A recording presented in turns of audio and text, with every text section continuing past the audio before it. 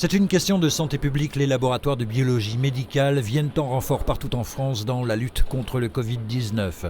Dans les Vosges, ils se mobilisent également, à l'exemple d'Analysis à Épinal et de son antenne Romary-Montaine, qui ont mis en place, en collaboration avec le SAMU, un système de drive-in comme il en existe dans les fast-foods.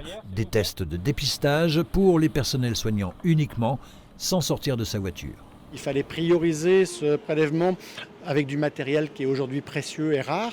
Et donc il a été priorisé bien sûr sur les professions de santé, donc les médecins, les aides-soignantes, les infirmiers, les ambulanciers, les gens qui travaillent au SAMU. Tous ces gens-là qui, quand ils présentent de la fièvre, sont-ils eux-mêmes atteints et risquent-ils de contaminer d'autres personnes, aussi bien dans leur entourage que parmi le personnel des malades qui vont venir les voir. La toux ? Ouais. Fièvre ? Ouais. Et puis mal au poumon, mal au dos. Vous avez pris votre température ?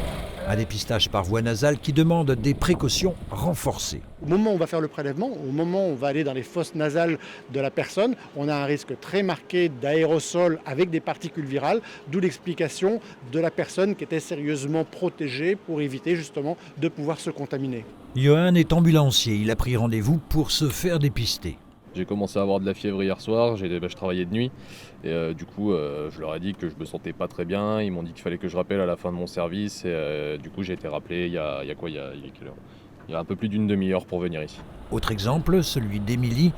Elle est régulièrement en contact avec des personnes fragiles. On va un petit peu au travail la peur au ventre parce que tout le monde n'est pas diagnostiqué. Il y a peut-être des porteurs asymptomatiques. Donc ils peuvent nous donner la maladie, on peut ramener cette maladie-là chez nous et puis la transmettre aussi aux patients qu'on voit. Donc c'est compliqué, les tests devaient être faits et je pense qu'ils auraient dû être faits il y a bien longtemps. Seulement voilà, s'en procurer n'est pas une mince affaire.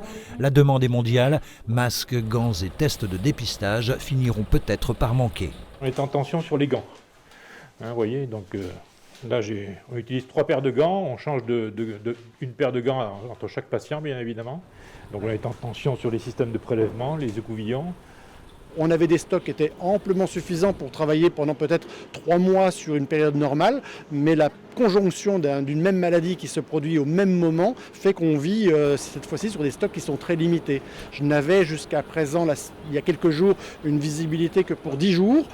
Hier, on a réussi à trouver des solutions de manière à pouvoir augmenter ce délai-là à 1 mois. Une trentaine de prélèvements sont actuellement réalisés par jour par Analysis sur ces 2 sites d'Épinal et de Remiremont.